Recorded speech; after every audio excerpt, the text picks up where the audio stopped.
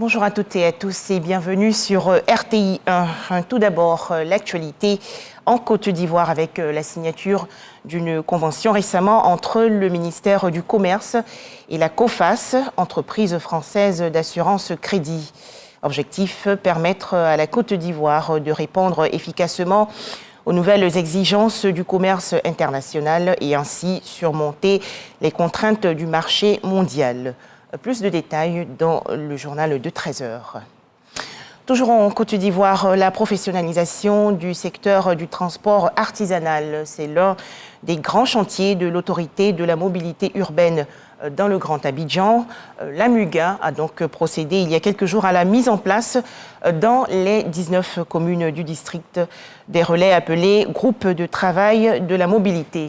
Ces groupes constituent un cadre d'échange et de collaboration entre la MUGA et les acteurs du transport public non conventionnés. Les explications tout de suite dans ce reportage de Sephora Zegui. Anarchie, manque de professionnalisme, incivisme, manque de courtoisie au volant.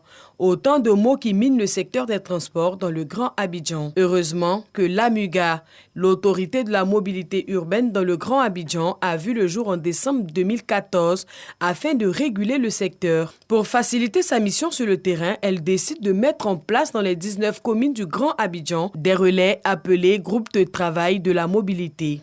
Alors nous sommes là ce matin, donc comme je le disais, pour dire aux transporteurs et aux conducteurs, à tous les acteurs du transport, que désormais, les arrêts de travail intempestifs, les grèves sauvages n'ont pas leur place, étant donné qu'on nous a donné des cadres de réflexion, des cadres de discussion avec les communes, avec les autorités, pour que nous puissions trouver les solutions aux préoccupations qui sont les nôtres dans les différentes localités.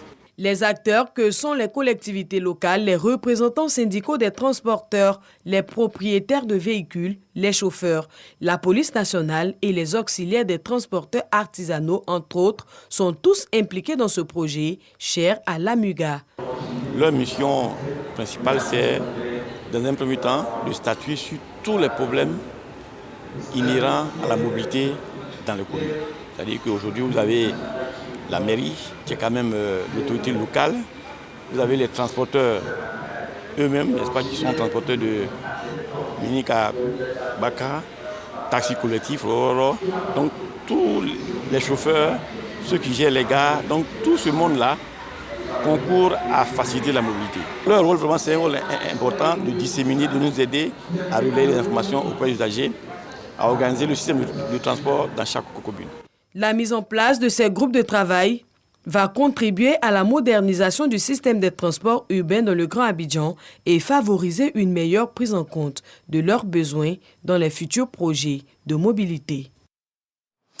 Des images à présent. Comment permettre aux jeunes Ivoiriens diplômés d'intégrer massivement les institutions de Bretton Woods?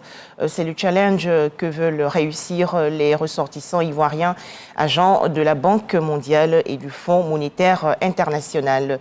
Ils sont réunis au sein d'un think tank et ont décidé d'encadrer leurs jeunes compatriotes ivoiriens qui postulent au concours d'entrée à la Banque mondiale et au FMI. Nous allons en parler largement dans le journal de 13h. En image, l'actualité hors de chez nous. L'Union africaine a appelé hier à un cessez-le-feu immédiat dans la région du Tigré, où la violence s'intensifie. De leur côté, les rebelles de cette localité du nord de l'Éthiopie se disent prêts à le respecter.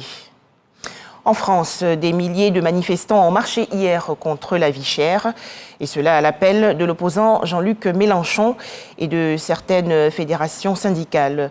À noter 140 000 participants selon les organisateurs et 30 000 selon la police.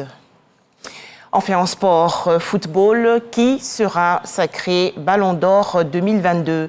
Le trophée sera décerné aujourd'hui lors d'une cérémonie au Théâtre du Châtelet à Paris, la capitale française. Voilà, merci de nous avoir suivis. À 13h, l'édition complète de RTI 1.